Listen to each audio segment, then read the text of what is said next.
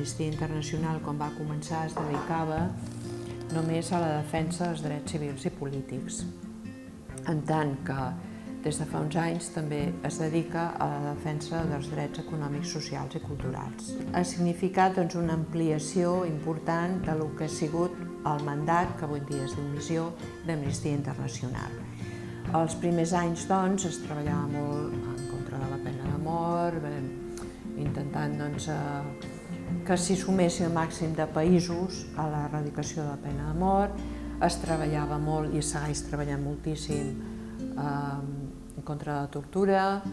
Vull dir, nosaltres seguim defensant els drets civils i polítics, no els hem deixat, tot el contrari, però així com els primers anys aquest era el focus principal, doncs ara també tenim la defensa dels drets econòmics, socials i culturals. A Catalunya va començar-hi a haver-hi contactes a través d'un sacerdot que es deia Manuel Casanovas, que ja va morir fa uns anys i que estava exiliat i que vivia a Anglaterra. Però diguéssim que ell va fer tots els contactes amb Catalunya per començar a crear una estructura d'Amnistia Internacional. Això va ser a finals dels anys 70. Estem parlant de quan acabava de morir Franco, les coses no eren gens fàcils encara, no? Però el Manuel Casanovas va impulsar una estructura, com et deia, i ell va ser el primer president del que va ser la secció espanyola d'Amnistia Internacional. Una secció d'Amnistia Internacional per estat, la qual cosa vol dir que mentre Catalunya estigui dins de l'estat espanyol, nosaltres, Amnistia Internacional Catalunya, està dins de la secció espanyola d'Amnistia Internacional. Hem centrat molt en la qüestió de salut i d'habitatge. I una de les coses que també hem fet és incidir moltíssim en el fet que les persones tenim aquests drets, siguem d'on siguem, igual com tenim els drets civils i polítics, que tots naixem amb aquests drets. Per tant, com que en la Constitució espanyola, malauradament, els drets socials, econòmics, socials i culturals són drets, com diguéssim, de segona categoria, Amnistia vol posar i ha posat darrerament l'èmfasi en que han de ser tan importants com els drets civils i polítics. Una de les coses que demanem és el que en diem la justiciabilitat. M'explico. Els drets civils i polítics, si tu ets torturat o si, per exemple, la llibertat d'expressió s'ha vist violada d'alguna forma, tu els pots denunciar. Però els drets econòmics, socials i culturals, la manca d'habitatge, un desnonament, la manca d'accés a la salut, per exemple, com si saps que pateixen moltíssims col·lectius, especialment els d'immigrants, això és una cosa que no es pot denunciar encara davant dels tribunals. Demanem que es puguin denunciar davant de la justícia aquestes violacions de drets humans, que es puguin denunciar de manera que els tribunals puguin fer seva la defensa de les persones que es veuen amb aquests drets violats. Això és una cosa que ho estem demanant fa temps. També vam tenir una sèrie d'accions molt concretes de denúncia sobre el que està passant amb els refugiats a tota Europa. I una de les campanyes que vam fer és la campanya que es diu SOS Europa, en la que vam denunciar la situació en la que es troben les persones que volen entrar a Europa. Això no hem deixat de fer-ho i, de fet, està molt... Si teniu oportunitat de veure a la nostra web, trobareu aquesta campanya i trobareu també tota la informació que anem traient regularment. Una informació que es coordina amb la nostra seu, que està a Londres, el nostre secretariat internacional, i també amb l'oficina que Amnistia Internacional té a Brussel·les, només per la Unió Europea, que ens proporciona informació sobre cadascun dels casos, em refereixo als grups de refugiats que pateixen violacions de drets humans en la seva entrada en els diferents països de la Unió Europea, i que també aquesta oficina de la Unió Europea fa tota la tasca d'incidència política amb els governs de la Unió Europea, a banda de nosaltres. fa 5 anys que cada any fem un fòrum el 10 d'octubre, no, l'octubre. I aquest fòrum cada any el muntem entorn a un tema determinat. I aquest darrer fòrum va estar dedicat als refugiats, als asilats, als sol·licitants d'asil i als immigrants. I és un fòrum obert. Així com l'assemblea i altres activitats d'AIC són només per socis i per activistes, aquest fòrum està obert a tothom. I de fet estem molt contents de com va, com ha anat cada any, perquè ha tingut una gran participació. Nosaltres també en aquest fòrum convidem a gent externa, o sigui, la gent que parla en el fòrum no és només gent d'Amnistia, sinó de molts altres llocs. Aquest any hem tingut una persona experta en migració, un advocat, també una persona experta en Síria, una periodista. Vull dir que cada any intentem escollir un tema que sigui d'interès públic i que alhora ens permeti a nosaltres tenir una incidència important pel que fa a la nostra organització i a la tasca que desenvolupem i a les possibilitats que hi ha de col·laborar amb nosaltres. I nosaltres una de les coses en les que volíem també incidir en aquest fòrum és en la responsabilitat que tenim a Europa, no només davant de refugiats sirians, sinó de tots els refugiats que fugen dels conflictes i en la importància d'anar a les causes d'aquests conflictes i la responsabilitat que tenim com a països que hem estat, que han tingut una presència important en cadascun d'aquests llocs, avui dia en conflicte. El govern espanyol té un paper molt pobre pel que fa a assumir responsabilitats. Vull dir, mica en mica s'ha anat aconseguint que acceptin un nombre més elevat de refugiats, però per exemple els que estan arriben en comptagotes i aquest pas fins més enllà del 2020 serà molt difícil que arribem a acollir a la quota a la que ens s'han compromès. Vull dir que també aprofitem per denunciar això. Cada 2 anys, depenent del nombre de socis i activistes que té cada secció, s'envien representants a el que se'n diu un Consell Internacional. Cada 2 anys aquest Consell Internacional es fa en un país diferent. I en aquest Consell Internacional, en el que es reuneixen moltíssimes persones, com pot suposar, durant 15 dies es fa un repàs molt exhaustiu del treball d'Amnistia Internacional i també una anàlisi d'aquelles polítiques que es vulguin emprendre o d'aquelles que ja s'han iniciat i algunes variables que vulguem introduir. Tot això es decideix en aquest Consell Internacional.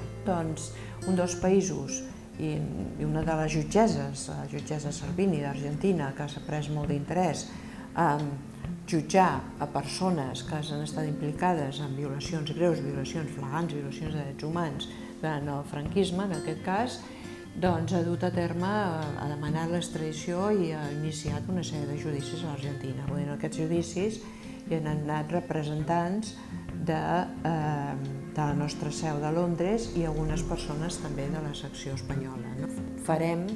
Fem i seguirem fent molt de treball perquè no hi hagi impunitat en aquest sentit. No tindria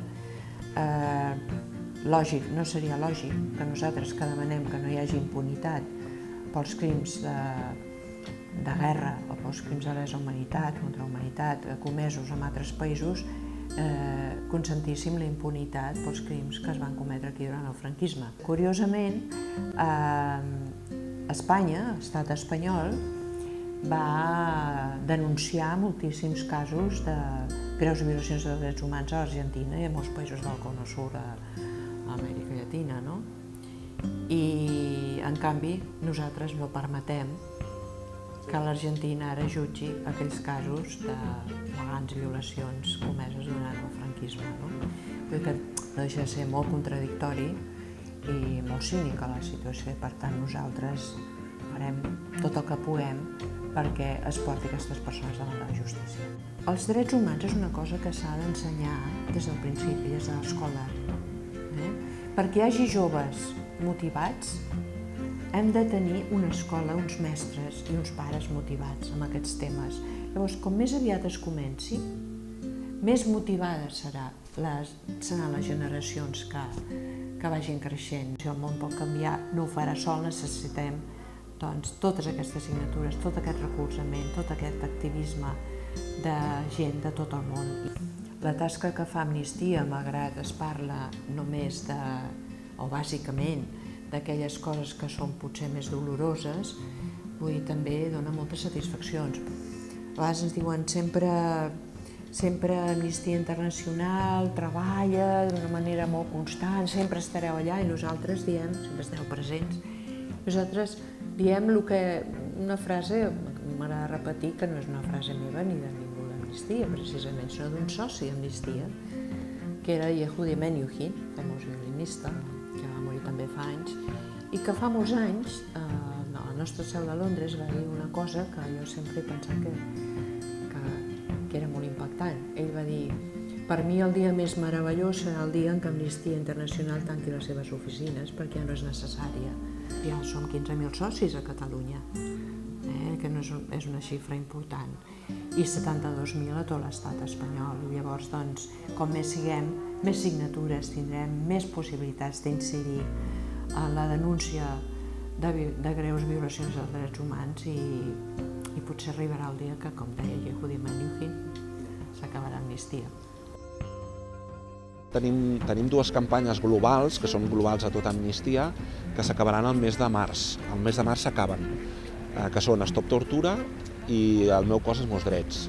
Stop Tortura és una campanya global que el que vol denunciar és l'existència de la tortura al món, i per tant nosaltres demanem l'erradicació de la tortura al món, i suposo que encara farem alguna acció d'aquí al mes de març per intentar centrar-nos en això.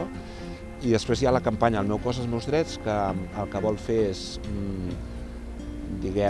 posar sobre la taula que els drets sexuals i reproductius de les persones, sobretot de dones i nenes, són drets humans i estan vulnerats arreu del món, i el que volem és incidir sobre aquestes qüestions. N'arribaran dues més, una centrada sobre el tema dels refugiats, que evidentment és d'actualitat i preocupa molt, explicar, sobretot a la ciutadania, sensibilitzar sobre que entenguin d'una vegada que la gent que ve o que arriba a Europa no ho fa per plaer, sinó que ho fa per necessitat, perquè fuig d'una guerra, fuig de l'error, fuig de la persecució, i llavors volem fer una gran campanya de sensibilització en aquest sentit. No tant explicar les conseqüències de l'arribada dels refugiats, sinó explicar els motius i les causes de per què fuig la gent d'una situació molt complicada de guerra. Això a vegades no s'entén i és important incidir-hi o explicar-ho.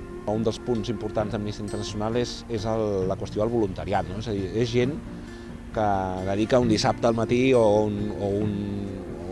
una tarda, després de treballar, a treballar a activar-se pels drets humans, i a mobilitzar-se pels drets humans. I és bonic això, la gent d'Amnistia no tenim molts socis, no tenim molts activistes, però sí que els que ho som gent bastant fidel i bastant compromesa. El grup d'activistes i voluntaris de Cerdanyola i Sant Cugat té la particularitat que està en dues ciutats. Llavors això fa que fem algunes activitats a Sant Cugat i algunes a Cerdanyola. Normalment participem en fires d'entitats, com la que s'ha fet a Cerdanyola aquests dies, que és el Cerdanyola Coopera. Nosaltres treballem per persones i ens agrada molt sentir testimonis de persones que són defensors de drets humans, és a dir, persones que estan en primera línia de la defensa dels drets humans i que ens agrada sentir com defensen els drets humans en contextos complicats. Nosaltres també ens agrada dir que som defensors de drets humans, però evidentment no tenim unes situacions de complexitat o de persecució com poden patir en altres llocs. Llavors molts cops ens ve un defensor de Colòmbia o un defensor mexicà i ens expliquen què suposa defensar els drets humans en contextos complicats, on a vegades pateixen amenaces, fustigació, atacs, atemptats també contra la seva vida. Llavors organitzem aquestes xerrades per presentar aquests casos a la ciutadania. Pensem que el cinema té molta potència i a vegades també projectem documentals i alhora és una excusa per parlar o organitzar una taula rodona i debatre la qüestió al voltant d'un tema. Amnistia Internacional està present a més de 80 països físicament, és a dir, que tenim voluntaris a més de 80 països, a molts llocs del món. Llavors el que passa és que moltes vegades els grups de voluntaris treballen els mateixos casos. El que es fa és, hi ha molt contacte de com estan treballant ells aquest cas, per intentar veure si podem fer alguna cosa comú, intentar aprendre. El contacte no es pot fer físicament perquè és complicat, no?, que un grup de Cerdanyola pugui viatjar a França o pugui viatjar als Estats Units, però sí que hi ha molt contacte a través sobretot del correu electrònic. Alguna vegada hem fet alguna trucada per Skype, ens hem vist. Mira, al voltant del 10 de desembre, tradicionalment Amnistia Internacional a tot el món es mobilitza per casos individuals, casos de persones. A nosaltres ens agrada dir que Amnistia Internacional és una organització de persones que treballa per persones. Llavors és un dia, al voltant del dia 10, en què tots els grups de voluntaris i activistes d'Amnistia surten al carrer demanant signatures en suport de casos individuals. Això és el que fa Amnistia Internacional a tot el món, no? Intentar pressionar els governs perquè alliberin persones que creiem que han estat empresonades injustament.